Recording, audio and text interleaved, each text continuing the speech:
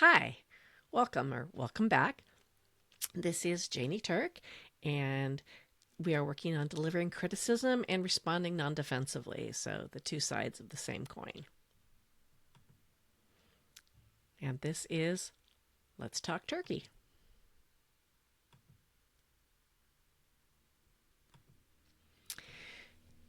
So, we're going to start by talking about a philosophy that came from Jack Gibb, and he had an approach to creating defensiveness or creating cooperation. And I want to state very clearly that the recipient of the message is in charge of how they respond. And you can still make it more likely that they'll respond defensively, or you can make it more likely that they'll respond with cooperation. And so we're going to work on those categories that make it more likely that they'll respond with cooperation. So let's get started. Our first combination is evaluation versus description. So evaluation is what I, as a teacher, was trained to do, right? You turn in the paper, I look at it, and I assign it a grade. And I want you to think about all those times you've got grades back. And if the grade had no description, it was just a letter, let's say A minus. For some of you, it would have been awesome, I got an A.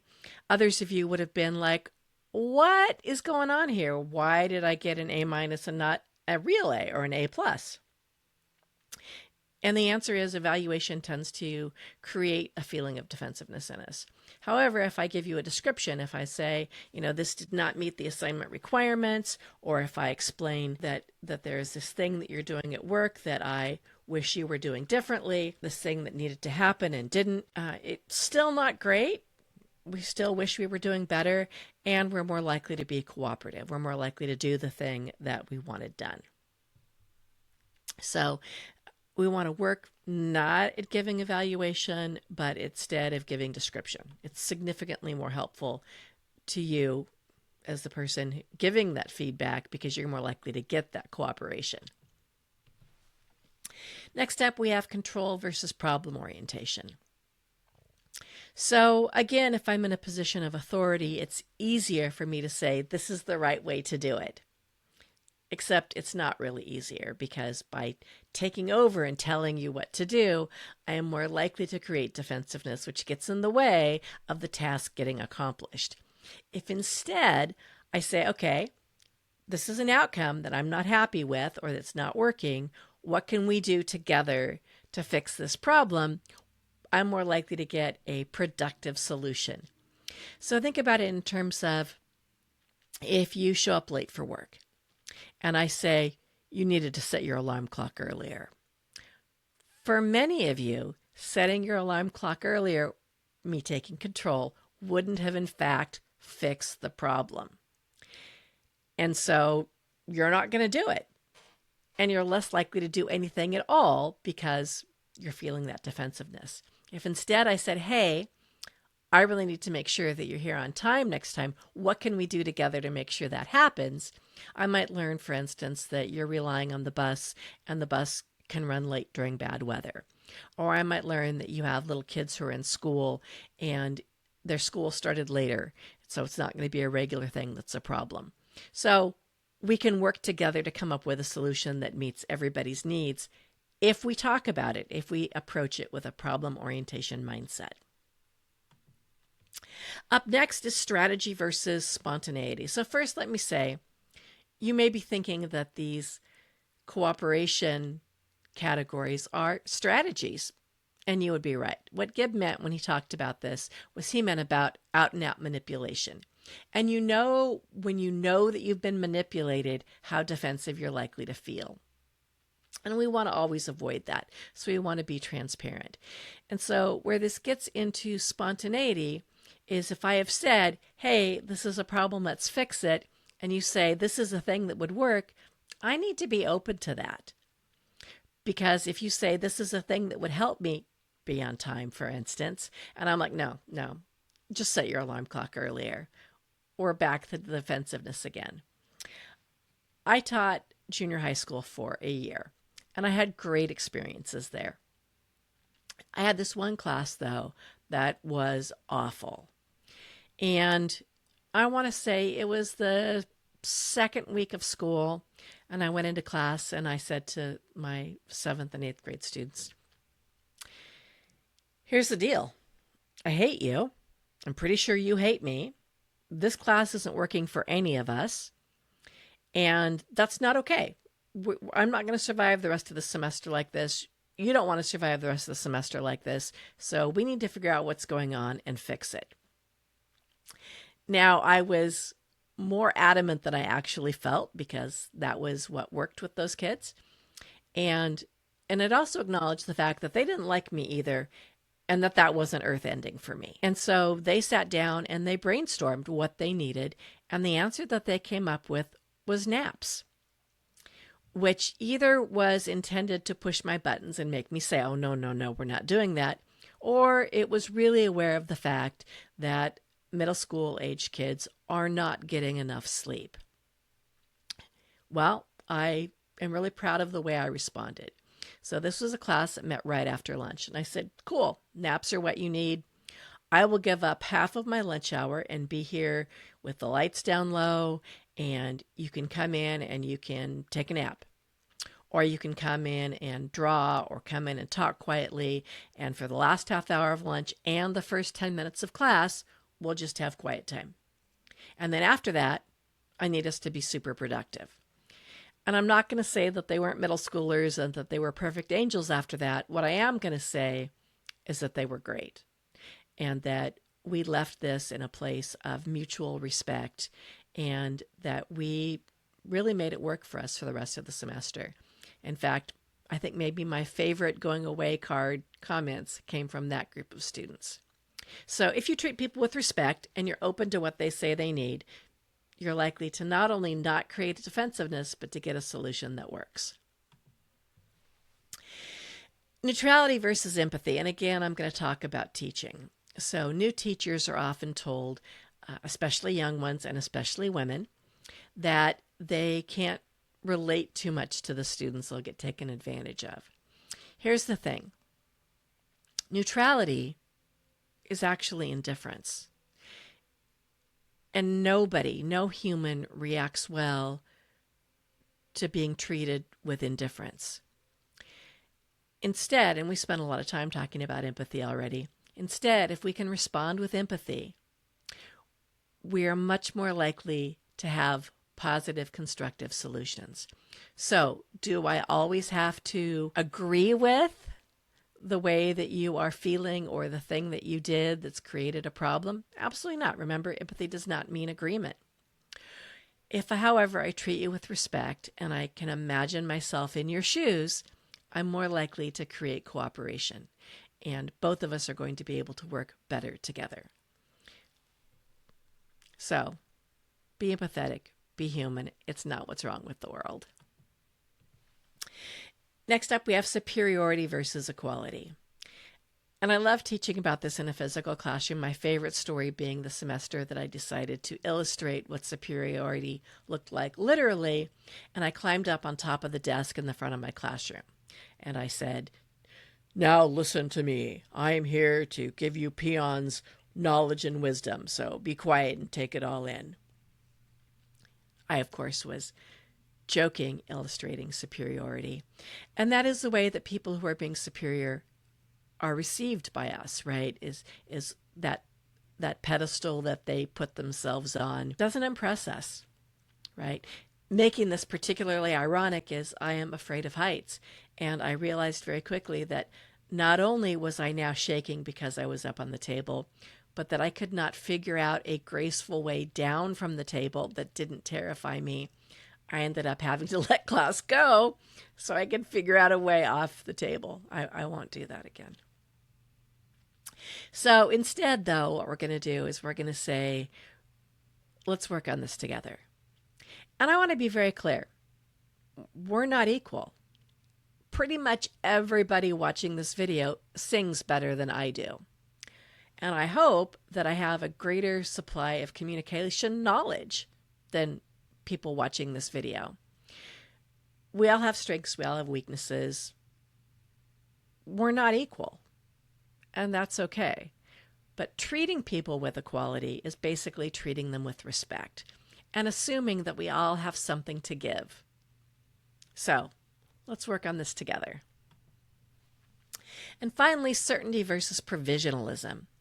So certainty is the thing that misfires in our brain a lot. So we often remember things with certainty.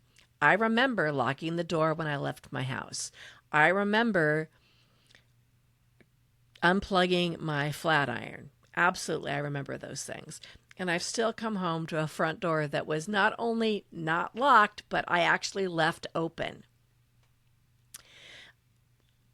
When I was newly married to my starter husband, I was talking to a student one day and gesturing with my hands, and I looked down and realized, oh my goodness, my wedding ring is gone. And I searched everywhere for it. I wrote notes up on all of the classrooms. I walked back and forth across campus looking to see if I dropped it in the grass. I told everybody I'd met. And a lot of people said, like, did you have it on when you left the house this morning? And I said, absolutely. In fact, husband drove me to work that day and I painted my fingernails in the car. I totally would have noticed if I wasn't wearing my wedding ring. I was certain. And when we're certain, we're fighting over did two, did not, instead of moving on from that fight to get to the provisionalistic part is, so if this happened, where do we go next? And so that night when I was making my bed, I did find my wedding ring in the sheets where it had obviously clearly been placed by somebody who'd ripped it off my finger and run into my house to sneak it there, because I could not have been wearing it when I was painting my nails in the car. Right? So if instead we say, I don't remember it that way, where do we go from here? Or that's not the way that I thought it happened, and what do we want to do next? We're more likely to get cooperation. Yes, there will be some jerk who's going to say, well, of course that's not the way you remember it because you're just wrong. But most people are likely to engage in the same face-saving behavior back at you and say, yeah, that's not the way I remember it. And, we can schedule dinner for a night that we both get on our calendars at the same time or whatever. So evaluation, control, strategy, neutrality, superiority, and certainty, they're all things you want to avoid doing because you want to create cooperation. So you want to use description, you want to use problem orientation, you want to use spontaneity, you want to use empathy, equality, and finally, provisionalism. So next up, we're responding non-defensively to criticism. So before we were trying to avoid creating non-defensiveness. Now we're dealing with the shoe big on the other foot when we are getting criticism and how we're going to respond to it. So this is a really simple skill in terms of numbers and maybe one of the hardest things I'm going to teach all semester. So simply put, this is just 2 steps with some details in there. When you get criticized, the very first thing you're going to do is you're going to seek more information. Now, when I said this is hard, is because it's kind of the last thing we want to hear, right? So if somebody's criticizing us, we're not like, oh, by all means, go on, tell me more. And we need to be, because we need to know what's going on in order to decide what we're going to do about it or not do about it, because knowledge is power. So you want to seek more information, and you start by doing that by asking for specifics, and not in a prove it to me way, but in a this is concerning. Can you please give me an example of a time that you felt that I was being dismissive, for instance? So you want to ask for specifics. And sometimes some people, women, will say things like, if you really loved me, you'd know, in which case you're going to guess for specifics. So you might say, was it something that happened recently? Or you might try and figure out if the time frame isn't going to work, if it was something that happened in a particular location or in association with a particular task. So you can guess for specifics. Oftentimes we don't understand why this is a problem. And I'm thinking back to starter husband again. I really did live my life just so I would have examples of what not to do specifically for you guys. And I want to say for the first decade we were together, I didn't know why we often had arguments in the morning. And then one day, 10 years into living together, he says to me, I can't hear you when I'm brushing my teeth. And my mind was like a movie playing back the 1,000 times that I had started up a conversation when I was in the bedroom getting ready. He was in the bathroom brushing his teeth, and I didn't understand. Didn't occur to me that he couldn't hear me when he was engaged in the act of brushing his teeth. I know, you can call me all kinds of idiot names. I accept that. Just didn't occur to me.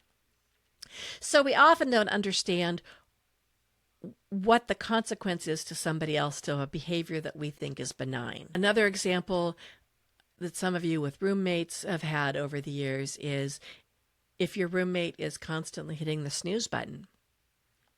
You are like, I could have slept in for an extra half hour, but instead, as a light sleeper, I wake up to your snooze alarm going off over and over and over and over again.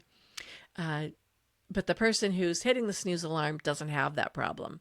So they don't understand that it creates this issue.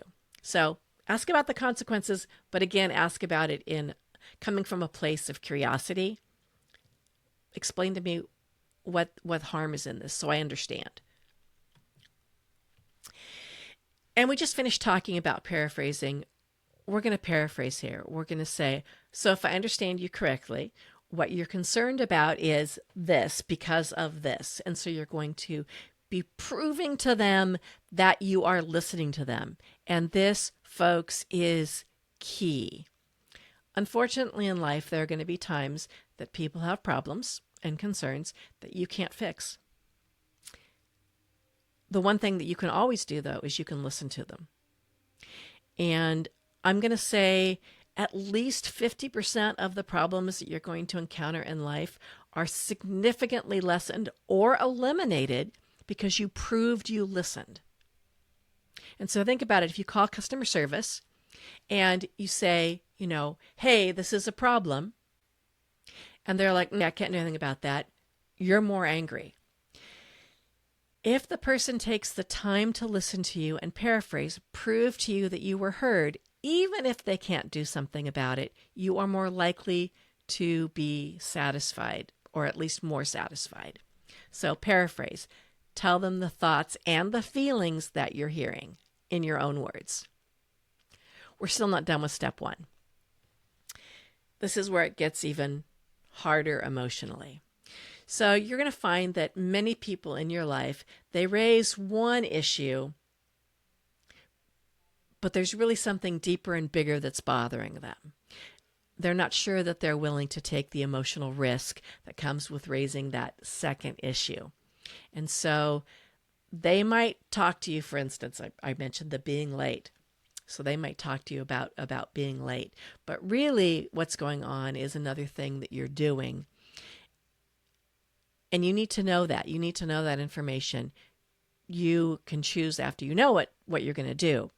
But without knowing it, you're going to continually be criticized and nitpicked and never really understand or have a way to fix it. So knowledge is power. So you want to know all the stuff that's going on. And after you've asked the anything else question, and oftentimes we wish there weren't, but there isn't anything else, you're going to need to paraphrase again. So this is step 1. It's all about seeking more information.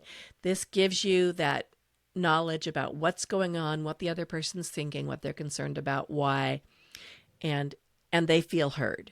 So this is huge. Step 2, equally uncomfortable, and this is agreeing with the critic. So wherever you're watching this right now, I want you to say out loud, you're right. Come on, say it out loud. You're right. And this is a really important thing to say in this conversation. First off, everyone likes hearing it. Secondly, it lowers defensiveness. So you're going to say, you're right. And then you're going to follow that up with what it is that they're right about. So you're going to follow it up with facts. You're right. I didn't make it here until 8:15 this morning. So you're right. You're going to follow it up with agreeing with the critic's right to their perception and or the right to their feelings. So you're right. I didn't make it here until 8:15 this morning, and I can see how that was inconvenient for you. Okay? What you're not going to do is you're not going to say, you're right, I'm a terrible human being and I deserve to die. We're not going to agree with those inaccurate judgments or those inaccurate conclusions. And we're not going to dispute them right now here either. This is the time to focus on getting that information and agreeing with the things you can agree with. So when I talk about being on time, that's really important to me to talk about. I've had lots of jobs in my lifetime, and many of them have never actually said, here is the time you're expected to be there. So as a college professor, I've never once had my boss say, your class starts at 9, you're expected to be in the building by 8:45. Never once had that conversation. When I worked as a waitress, again, was never told what time I was expected to be there. What I was told when the earliest I could clock in. And then the behind the scenes conversations were, if you want to survive your shift, you need to get here at least 30 minutes before you're expected to clock in, so you can get all your garnishes ready and you can get your station prepped. Now, the morality of that unpaid work is a different conversation. I do want to say that you want to know what those expectations are so you can deal with them. You want to know what time that you are expected to be at work. In construction, we would say the concrete's arriving at 9 a.m. And the subtext was you need to be there with your tools out, ready to work when the concrete pulls up. So if that means getting here at 8 o'clock so you can have a cup of coffee and you can brainstorm who's going to do what job and take your time getting your coals out, fine. If you can roll in at 8:45, that's fine too, as long as you're ready to help deal with the concrete pour. So whatever the situation is here, so if your boss is like, you were late and you've never been told the time to be there, then you're not going to say, you're right, I was late. You're going to say, you're right, I got here at 8:15. And then you can later have a conversation about those, what time do you want me to be here kinds of things. So remember, though, that if, for instance, if you got accused of stealing, you can say, you're right, it's important that the drawers balance every night. You're not going to say, you're right, I stole money, unless I guess you did. I'm assuming that you didn't. You're not going to defend yourself either, because at this point, the other person isn't ready to hear that. So you're going to have that conversation later. So 2 steps. Each step has lots of pieces to it. Pretty simple, pretty easy to remember. You're going to seek more information and you're going to agree. And you're going to keep those things really focused on this conversation. Nonverbal, extraverbal, super important here. And for those of you that think of sarcasm as the second language you speak, really important that you are not perceived as being sarcastic, because sarcasm is always going to raise the defensiveness quotient in the other person. So no sarcasm, and remember to practice empathy. And this helps you to respond to criticisms in a way that's productive, in a way that gives you control over the conversation. Knowledge is power. Knowing what's going on, knowing what people are upset by, knowing what they see your role is in, it allows you to decide, what do you want to do with this? Do I want to change my behavior? Do I want to keep this job? You can decide once you have that information. Without that information, you're always going to be getting in trouble, being behind, because you don't understand what's going on. So both ways that we've talked about with non-defensiveness return the power to you.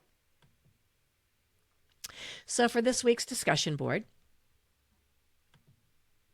you're going to do the one post by Wednesday, and this post is going to respond to a criticism you've received. If you can't think of one, I know that a lot of people have shared with me how frustrating it is to be called lazy. So we'll use that one. You can respond to that one if you don't want to create one or share one of your own. So somebody says to you, it can be a family member, it can be a boss, it could be a teacher. You're so lazy.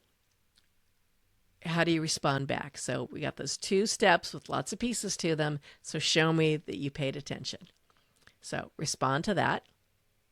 And then by Sunday, read your classmates' posts and respond to 2 of them and suggest additional responses. So we're looking at what are some other things you could say? How else can you say that you're right, for instance? Or how can you seek more information without being sarcastic?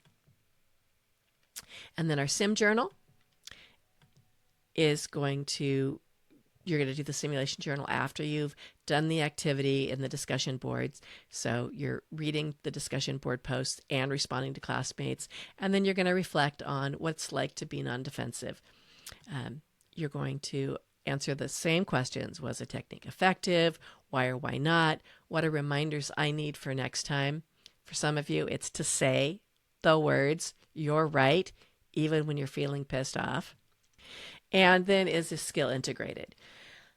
I would say for me personally, whenever I'm in a high-stakes situation, I need to take a beat and promise myself that I'm going to respond non-defensively. It still doesn't come entirely naturally. I have to remind myself that I'm going to use these steps. So it may not be integrated for you yet, but it might be that you're superior to me in this regard, and you might have it fully integrated. Either way, just answer the question. And in case no one said it to you today, I love you. This has been Let's Talk Turkey with Jayne Turk. And if you appreciate this kind of content, please like, follow, and share. Have a great week.